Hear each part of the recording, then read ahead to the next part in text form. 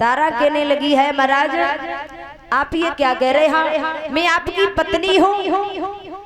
हरिश्चंद्र कहने लगे तारा अरे याद करो वो दिन, कोई किसी का नहीं है इस संसार में, ना तो कोई हमारी रानी है, ना हम किसी के राजा है, ना हमारा कोई बेटा है, कोई किसी का नहीं है। हमें पहले कर का टका चाहिए, उसके बाद में ये लाश चलेगी।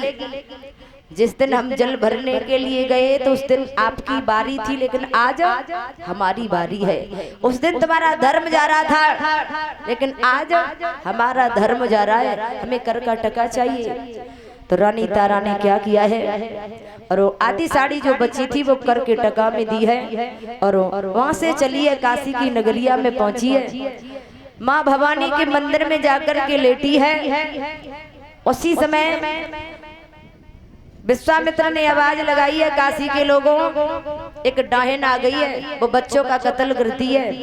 विश्वामित्र ने छल किया है, छोटे छोटे बच्चों को काट करके चौराहे पर डाल दिया है। जब पूरी काशी की नगरिया में एक खबर फैल गई है तो उसी समय कालू मेहतर हरिश्चंद्र के पास में पहुंचा, कहने लगा हरिया एक डाहिन आ चुकी है, तो ये उसका वध करना होगा, उसे मारना होगा।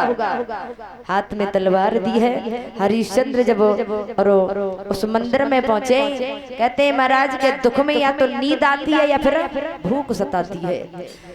तारा को नींद आई है, सुख की नींद में सो रही है। हरिश्चंद्र ने जब तारा को देखा, केसों को पकड़ा और मारना चाहा।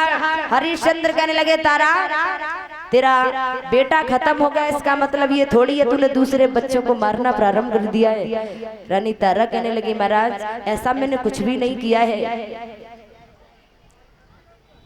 हरिश्चंद्र कहने लगे तू झूठ बोल रही है। हाथ में तलवार लेकर के जब रानी तारा को मारना चाहा, लेकिन तब तक विश्वामित्र आ गए, कलाई को पकड़ा है और कहा हरिश्चंद्र क्या कर रहे हो।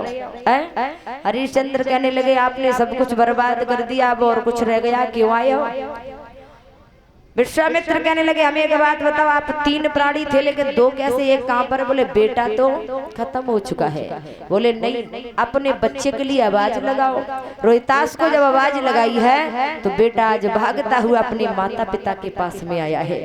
विश्वामित्र कहने लगे हरिश्चंद्र हम तुम्हारी परीक्षा ले रहे थे, आप परीक्षा में सफल हो, लौट करके जाओ, तुम्हारी अयोध्या में और तुम्हारी गद्दी इंतजार देख रही है। आज इधर और हरिश्चंद्र रानी तारा और पुत्र रोहितास लौट करके अयोध्या में आए हैं। बोलिए गोविंद भगवान की। और यहाँ आगे की कथा कल होगी। महाराज बड़ी पावनमयी कथा है, किस तरीका से भगवान प्रभु श्री राम इस भूतल पर आए और